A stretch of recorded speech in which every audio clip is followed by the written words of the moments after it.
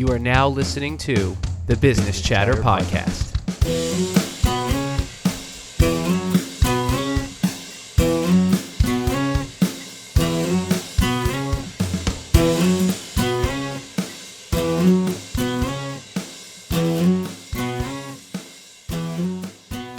All right, Chris, guests, welcome to the Business Chatter Podcast. I am Anthony, and as I just said, I'm Chris.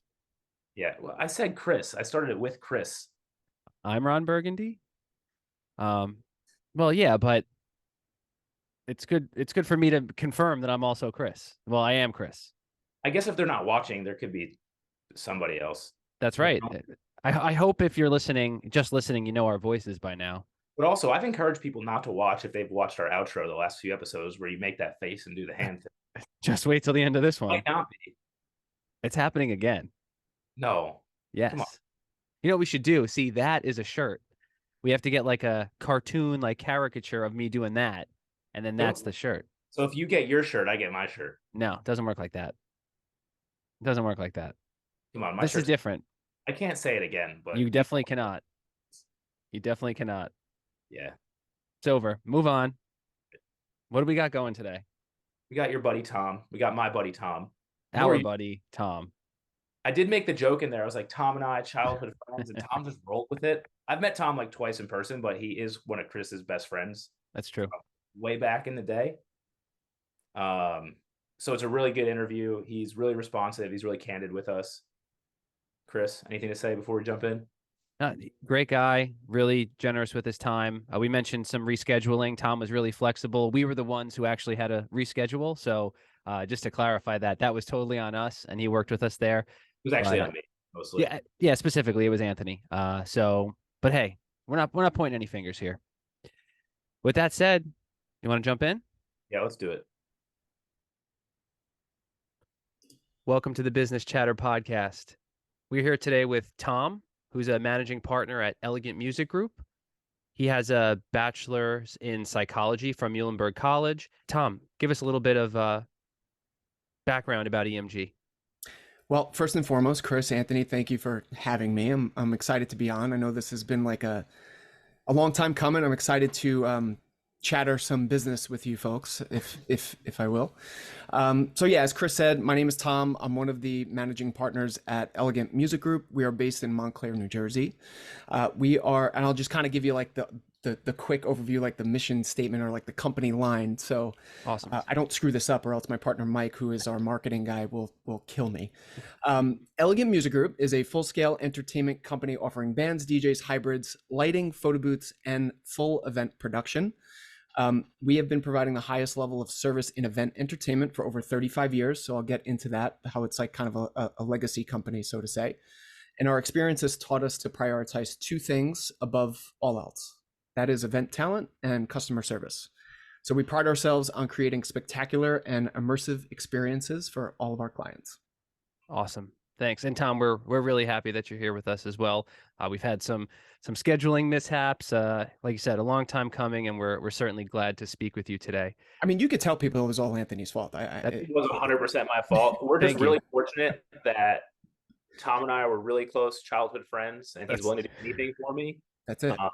Yeah, I mean, I'm just really grateful that we're that close and we were able to make it work.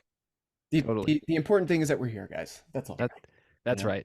And before we go any deeper, I do need to disclose that I can vouch for all of what Tom has said in the mission statement. EMG is a fantastic company. They actually were the entertainment that my wife and I used for our wedding, and we've been to numerous events in which they've been, part of that process, and certainly offer top-notch customer experience, and the quality of everything that they do is really unparalleled. I'm not getting paid for that, but feel free to, send a check if you'd like. Chris is going to send me an invoice tomorrow. That's okay. That's right. But, kind of on that note, I know you mentioned up top all of the things that you do provide. Would you mind going into a little bit more detail about kind of what those are, what's on the newer side, what has been something that was part of EMG more on the legacy side, and give us a little bit of detail about kind of how that came about? Yeah, so I guess any good story starts with the beginning, or unless it's like a Tarantino movie. But I'll start at the beginning. So in 1987, the company was incorporated by the original owner, and it was a live music company. So live music is pretty literally in our DNA, and it brings us into a unique position in the marketplace now. But he incorporated it mostly as a live music company, bands, not DJs quite yet, bands, live music, combinations for like ceremony and cocktail hours, things of that nature. And then once DJs started getting popular in like the mid 2000s, he brought on some freelance DJs, more of like an agency model. So he was, he would do consultations in his home office, meet with a lot of clients, and be acting kind of like as the booking agent, so to say. And I started working for him myself 2016, 2017, as a DJ, and then eventually in the office too. So I was, doing some of like the day-to-day operations. I was handling some like finances and bookkeeping and doing some of the sales and helping with marketing. So I got pretty ingrained on the day-to-day side of things.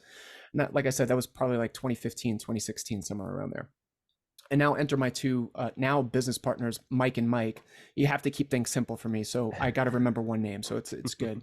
And I'll talk a little bit about them too, but they are musicians themselves. And in about 2018, there was an interest in the three of us buying the company from the original owner. And so we approached him. He was coming towards like retirement age. He was a little bit older at the time, and he was looking to exit the workforce. And the three of us had been working at the company because they were helping with one partner, Mike, was helping with sales. My other partner, Mike, was helping with a little bit more of the expanded marketing efforts. And they also perform in one of our bands. They're our top earning band now. And it's kind of like a family company now because my wife is one of their lead singers. So it's like it's like we do everything that they teach you in business school, like not to do, we do all of that. But anyway, so why I say that is because in 2019, April of 2019, we closed on the business, and since then have continued to essentially build out the portfolio of the company. So we've expanded our DJ roster to now 16 DJs. We have 4 dance bands. We have a full Latin band. We have 2 hybrid groups. We have a roster of about 250 live musicians. And then one of the more exciting things now is that we offer is the technical side, like the enhancement or the event production side. That was something that we were really lacking when we first bought the company, and it was one of our primary goals to expand out to get into like corporate events and things of that nature. So that's probably we overhauled the talent roster a little bit. We freshened that up. And we started with, when we first bought the company, I think we were doing maybe around 300 events or so. And last year we completed over 1,000. Wow. That's incredible growth, especially when you've been able to expand the business in so many facets while still staying true to the core of the entertainment piece. That the business was founded on. It's been a fun ride, but the last couple of years have thrown some wrenches in some plans, especially a live event company is what we do. So we could talk a little bit about that if you want to. But yeah, that where we sit now, I think it puts us in a unique position in the marketplace compared to a lot of our competitors because we do everything in-house at an equal level. If the more you shop around and the more due diligence or research that you do in the event industry itself, you'll find that a lot of companies are heavily weighted in one direction or the other. We find ourselves to be a really good resource, regardless of what a client could potentially be looking for. They can come to us, and we have the resources to do it, and at a high level, which is kind of the primary driver. Definitely. And it's interesting that you mentioned business school, because there's certainly a case study to be made as to having the services procured by the organization itself or using third parties and kind of leveraging those relationships. So definitely interesting to hear how you've brought that in-house and then, leverage that and use that as a competitive advantage, while still being able to, again, follow through on what the core mission is. Well, and outside of that, Tom said what they don't teach you in business school. Chris, our whole thing, like our whole shtick, like when we were started, was like, oh, the things they don't teach you in business school. Here we go. Here we are. Reference it. Leave it to Tom. Listen to him. What they don't teach you in business school. Business school, end all be all. You guys ever do the marshmallow challenge? You know what it is? No. Chris, you definitely did it. Sounds delicious though. What is that? Like you try to build a tall structure out of marshmallows. They give you a fixed amount of marshmallows, a fixed amount of sticks, and a string. And business students suck at it because we think in like such a structured way, and like this is how we're supposed to think in business school. And like eventually, or at some point, like leads you to fail, as opposed to like the kindergartners who don't think through it. So like sometimes like not having the business degree or not following the business degree model or like the MBA model is a benefit. I Not think it's totally worked to our advantage. 1000%. Yeah. Totally. Yeah, and that's, you know, to Anthony's point earlier, that's, we do really want to help bridge the gap between the practicum, right, the education, and the practice. And Tom, you and EMG are a perfect example of, you don't necessarily need to, you know, you don't have to study this in a book to be able to do it, but you're executing at a high level, you know, better than a lot of the competition, which is the perfect reason why, you know, every path is different. And that's actually a recurring theme that we've seen in a number of conversations with guests, is that it truly, every path has to be different. You're all working towards success, but it means different things. And I kind of want to touch on that. Looking at your background, I mentioned, you know, you have a degree in psychology. How did you go from a degree in psychology to now running this, you know, being a partner and running this organization? I know you mentioned that you had started out early. Where did the change, or when exactly did the change happen where you said, hey, I'm following this path that I started in college to, I'm going to start DJing, I'm going to become part of the entertainment industry, and then really take it to the next level and stake, you know, your livelihood and your future on building something? I'll try to give you the spark notes as best as I can, but I will say that I credit my wife to a lot. I give her a lot of credit for what I'm doing now. So I'll explain. In college, I entered thinking I wanted to go pre-med because I wanted to be a physical therapist, or basically work with athletes, right? My dream at the time was to like work for an NFL team and be the physical therapist for like the New York Giants or something, you know. Mm-hmm. And I interned one summer with a physical therapist slash chiropractic office, and they worked on some athletes. It wasn't like a full athletic practice, but I got some exposure to it. Absolutely hated it. Did not like it. Immediately went back and like rethought what I wanted to major in and all this stuff. I still felt like a little lost, and I had one of my favorite professors. As like, you know, as you come up through the ranks, you're like like halfway through freshman year, sophomore year, you have some of the professors trying to like recruit you into their like programs, like, hey, I think you should go into business, like, hey, I think you should go into psychology. Well, my favorite who I really respected, one of my favorite psychology professors, intro to psychology professors, recruited me. She said, I think you have like a really good knack for it. You should think about it. And I really liked those classes. So that's really why I went into psychology in the first place. So then I wanted to put a sports twist on that too. I'm like, oh, well, if I'm not going to be a physical therapist for a sports team, maybe I could be a sports psychologist. Cause I did a lot of studies on like burnout and what athletes experience emotionally. Are there like personality traits that differ? I did a whole senior thesis on, there were no significant findings, but I did this whole senior thesis on, are there personality differences based on a position or skill set on a football team? You know, because I played football, that was one of my backgrounds. So, you know, those things kind of interested me. And then after school, I graduated. That it was like such a niche, I guess, industry that I kind of forecasted to tell myself that it was going to be really hard to crack. Sure. Or I would have had to go to a lot more like continuing education. I would have had to, you know, become a doctor and all this stuff, which I wasn't necessarily so keen on. Towards the end of my senior year, I was like, oh, just get me out of this place. I was like so done with school, you know? Sure. So I entered the workforce. My summer college job, the boss, there was a small business. It was a fundraising company that worked with a lot of schools. And they had a couple of different arms. He hired me full time right out of college. I had been working there for the past couple summers. And they had a fundraising arm that would work with schools throughout the year that, like, I don't know if you remember going up through grade schools, but you get those catalogs that were like, you know, super overpriced cheesecakes and gift wrap and all this stuff that would raise money for the school. And then, you know, they get a profit sharing kind of split on that end. They also did like those end of year holiday shops during, you know, kids would go in with like a $10 bill, a $5 bill and buy Christmas gifts for or, you know, holiday gifts for their parents. Totally. And then the third arm, which I oversaw, which I was working for, was the event side. And I make that sound a little bit fancier than it was. It was basically like inflatable rides and like carnival games and like all this stuff, which you know, it was fun at the time, but there was like little sprints. You know, June and July were pretty much like our busy months, and then there wasn't really much to do outside of that. But to make a long story short, I became pretty disenfranchised with the role, and more so my boss.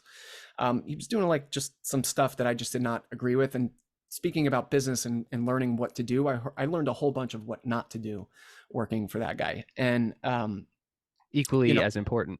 equally as important, yeah. So you could like totally take some things off the board.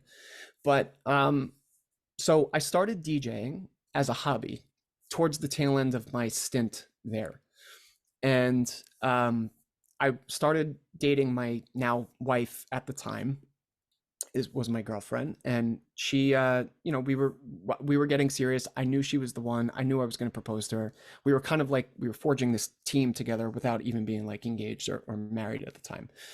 And I remember coming home from work one day, and I had been complaining about the job multiple times, and she must have just had it after a certain time. And she said that you're going in there and you're leaving tomorrow. Like, go in there and tell them you're leaving. Like, your happiness is too important to me.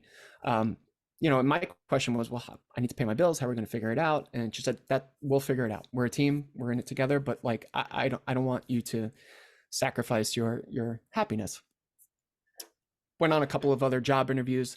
It was just around the time where my own like freelance company was picking up some steam.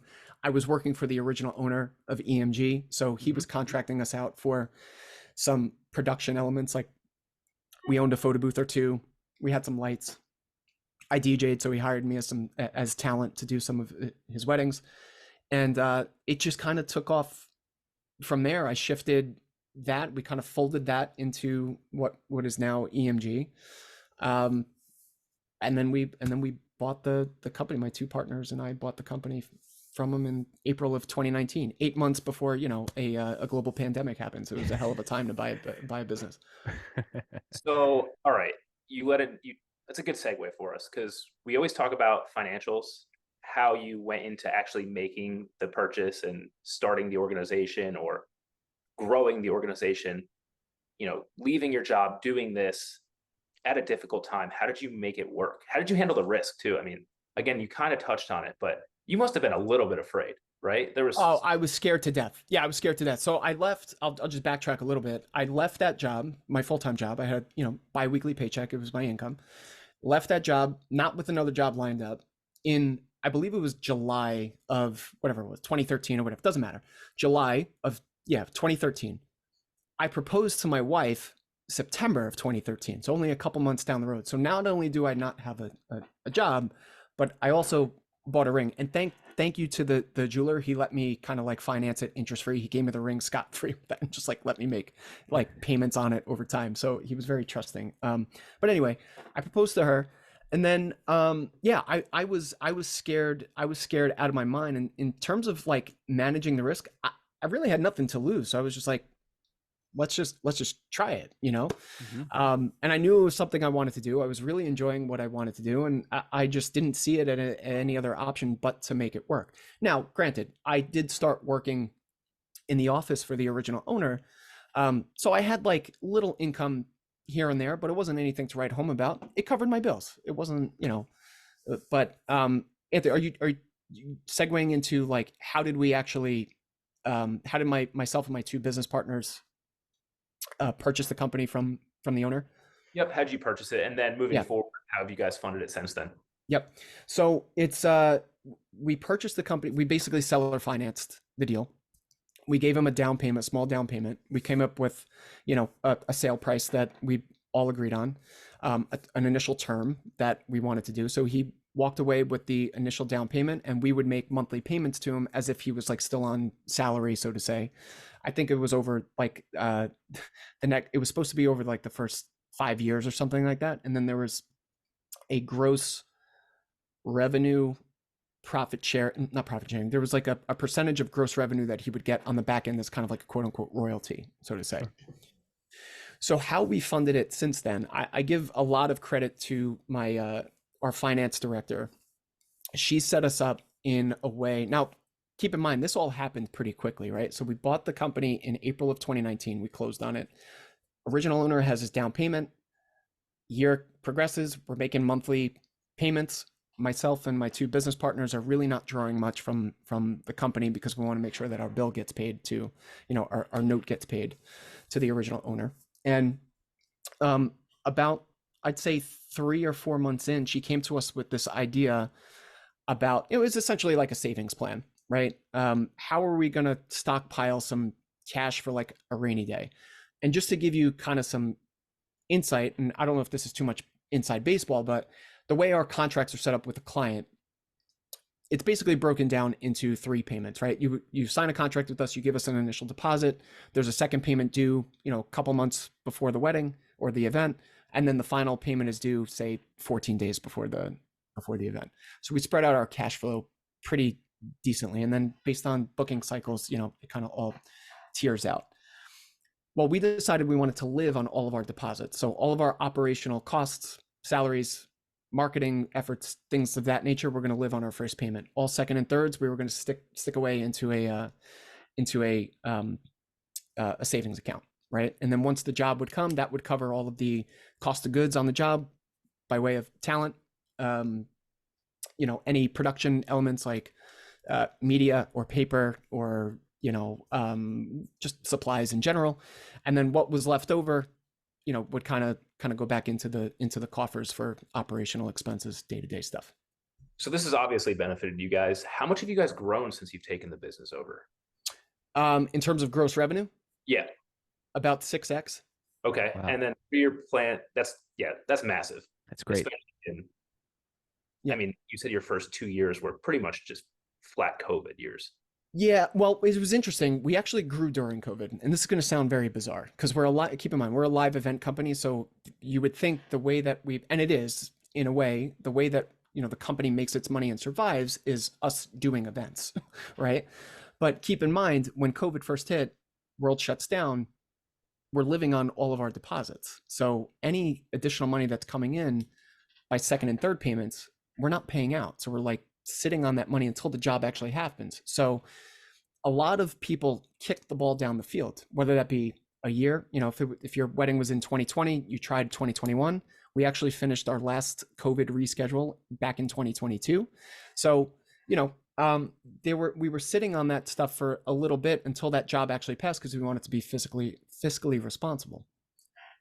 The new bookings didn't go away.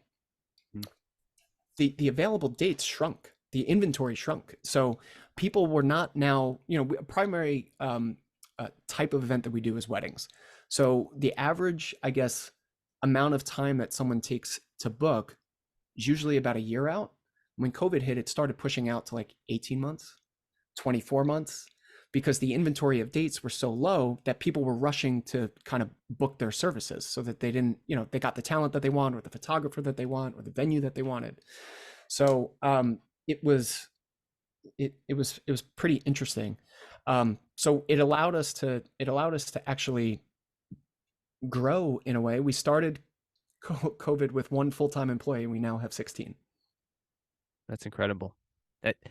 It's very telling the way that the business operates in such a mature fashion for being younger business owners, in the sense of, actually purchasing the business in 2019, although you and your partners do have experience having seen the way that the industry operates, that the industry knowledge is certainly something that's extremely valuable. But Tom, we've had some conversations about this, thinking long term about the process and not short term, in the sense of, yes, you need the wins, today, tomorrow, the next day, but you want the business to sustain. And the way to do that is taking the steps to say, hey, we're going to live off first deposits, second and third are going to be the cash reserves. We're going to make sure that we're looking out into the long term. And because you had that benefit, you were able to grow while still offering top-notch customer experience, right? And then continuing to add to the repertoire of what you're able to offer from an experience side.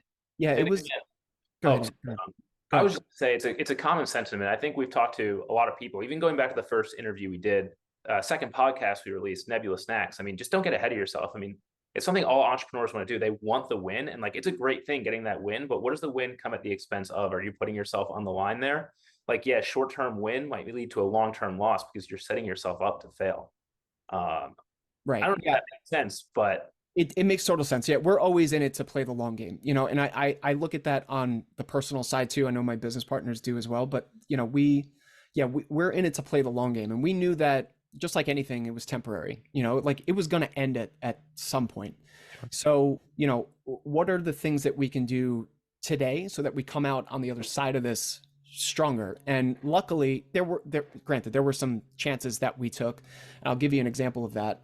We had a partners meeting probably like just a couple of weeks into COVID. And we, on a hunch, we had thought that all of our competitors were going to just like stockpile or hold on or try to grip so tightly of what they had to try to hang on to everything that they had to get through it. We doubled down and bought low, so to say. So we expanded our marketing efforts. We pumped out more content. We did a lot of virtual events, production heavy. So, you know, we when everyone else was zigging, we zagged in a way. But as an extension, Anthony, to your question, I'd be remiss if I didn't mention, so primarily self-funded to answer your question, but we did get some government help, right? Like we got the PPP, we got approved for an EIDL loan. So some of that is still on our books, but you know, it was such a low interest rate that we're like, hey, this is going to be something that we can sit on for a decent amount of time, and it's helped us expand quite a bit since then. Yeah. So, go ahead. Yeah, I was going to say, so moving forward then, what are the plans? Do you guys plan to grow the business even more, or are you guys happy where you're at? I mean, nobody's ever happy. I know that's... Yeah, this is such a tough question, and it's probably the toughest question that we, as an ownership group, try to answer all the time because we don't have a clear answer to it. I feel like we're essentially somewhat at a crossroads because, you know, to your point, do we grow it? Are we happy with where we are? Do we want to, you know, leverage this and get into other ventures? Are there other verticals that we can monetize within our industry? And it's kind of yes to all. You know, we've thought about, should we do destination events and, you know, build like a sexier portfolio, so to say? Do we license the EMG model and playbook out to other smaller companies that need a process and structure? Do we license our name out? Do we want to open up an office? Do we want to take over the Eastern Seaboard? You know, all of that have kind of all been chatted about. So I think where we are right now, we have, and we can get into this if you'd like, but our new headquarters is currently being built. So that will offer some opportunities to expand those verticals. So I think we'll probably start internally, you know, thinking about, because we do a podcast too, maybe we'll monetize some channels there. We're having an entire experience center built out. So maybe some, you know, bands, it could be a rehearsal space for bands, video shoots, interview stage, whatever it might be, keynote speeches, you know, all those things can kind of be. So that's probably like short term. Long term, I don't have a good answer for. and that's more than fair. Host of the Business Chatter podcast. What's that? Could be the future host setting for the Business Chatter podcast. Hey, listen, man, whatever you guys need, I'm here to help. Podcasting is my favorite medium. So you let me know. I'll come. Friends and family discount. I mean, we're expecting. Yeah,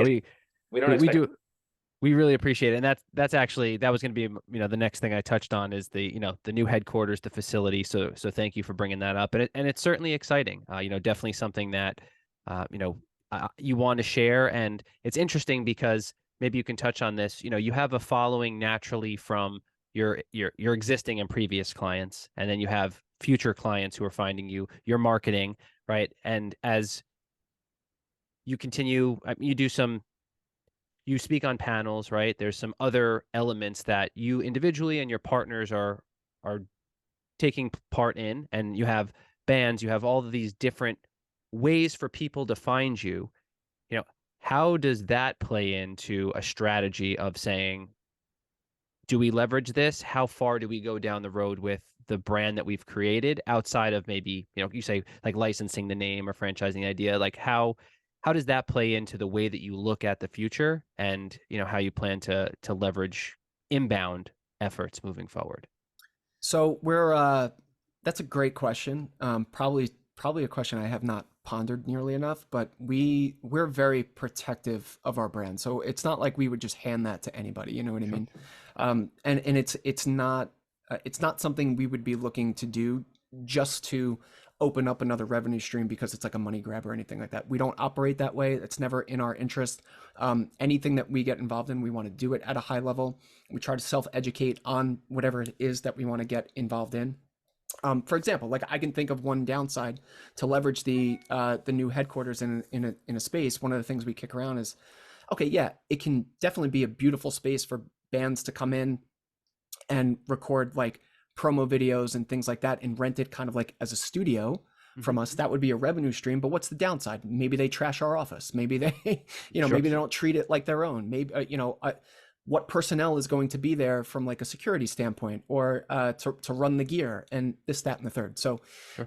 we're always looking to make sure that we look at both sides of the coin before we commit to something. Mhm. But in terms of inbound on something like that, if we did that, we would essentially just put a digital marketing strategy together, maybe brand the experience center to say, come shoot at whatever it is. It might be slightly detached from EMG, so it has like its own little, you know, um, logo or identity or something like that. But we're not quite there yet. Sure. That makes sense. I just want And to get into the place yeah. first. Well, it's a great problem to be able to have to think about how to leverage that if you want to, certainly while the business is operating in a strong position. Yes. So, we are coming up on time, as we've mentioned on other podcasts. We do use free Zoom, so if there are any other video conferencing software services that are interested in sponsoring the podcast, we'd love to try out. But in the interest of that time, would you mind discussing maybe a major challenge that you faced, as well as maybe the biggest success? And coming into this, we probably would have assumed COVID, but that's not the case. So, and I'm sure there were definitely challenges within there, of course, uncertainty with employees and all of that. But maybe just a major challenge and how you overcame that, and maybe the biggest success that you've had thus far. I will say it's two things. COVID is one of them, but I will say the two biggest successes that we've had in my book, in my opinion, came out of our two largest detriments or catastrophes, should I say, right? COVID is one of them. We came out stronger. I kind of just explained that. But Mhm. the second one that comes to mind was Hurricane Irene, or I think it was. We had a bad flood in our warehouse that took out about $250,000 worth of gear. And it totaled 5 of our vans completely. This happened, I think, on a Tuesday or Wednesday. We were going into a weekend of about 30 events. So all of these needed to be fulfilled. We literally scraped everybody that we could together. Now, parking lot is full of mud, not even cleared out yet. We're ripping speakers apart, drying things out, down to the screw of taking things apart and putting them back together to see if they even work. Luckily, we have some really good partners that we work with, and some other distributors that we were able to get some gear from in a new gear from in a short amount of time. But that was, I think, not only did we get through it, I think it brought everybody together. I think that was the bigger picture. It kind of bonded our team a little bit stronger. Now, it sucked, obviously, losing all of that equipment and having to go through like all the insurance process and stuff like that going into such a busy event. But yeah, we came out on the other side of that definitely closer as a team. So I would chalk that up as a really big win. Definitely. And I know Anthony's going to ask for one more thing before we wrap it up, but I just want to say team and resiliency. These things keep coming up every time that we're talking to owners, founders, operators. Resiliency is what helps get you through, and the team is so important to what you're doing. So thank you for further solidifying that. Yeah, anytime anybody asks me what makes EMG different, my answer is the people. Like I can talk about services, I can talk about process, it's the people, 1000%. can't build a good product around a bad team. No, That's right. Never. absolutely not. All right. So before we wrap it up, I know you're involved with a lot more than just EMG. I know you have a lot of personal hobbies. You have a lot of other things you're involved in. Like you said, you podcast on the side. So can you talk a little bit about that stuff? Marketing agency, yoga studio. Yeah, so I'll talk about the marketing agency. It's a small boutique digital marketing agency. We do like web builds and branding and campaigns on the digital side for like Google and Facebook advertising. We have some small clients that like small businesses, pretty much. The shtick on that is that we try to offer New York City level agency practices and strategies without the bloat of NYC pricing, right? Because you can find a really good agency in the middle of New York City and they'll put you on a retainer for about 20 grand a month. That that we want to bring that level of expertise to help small businesses better their marketing efforts. And then the yoga studio, it's really my wife's thing. I am involved kind of like as on the back end. I am a 50% owner, so to say, but my wife runs the day to day, and she's really the brains behind it. So she was a teacher. She was leaving teaching. This opportunity came up. It was a yoga studio that she was working at for probably about 2 years. It's right in our town. It's literally, I don't know, 3 blocks away from our house. And the owner asked her if she'd be interested in buying it because she really liked her. And she wanted to see it go into good hands, essentially. We closed on that in September of 2022. So she's been running that for just about 6 months. Awesome.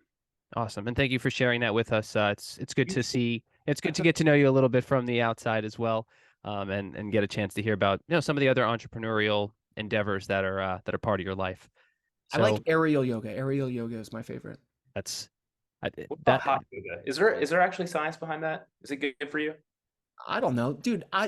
The cocoon at the end, you're just like a swinging baby. It's great. It's amazing. I don't know if there's science behind it, then awesome. If not, I don't need it.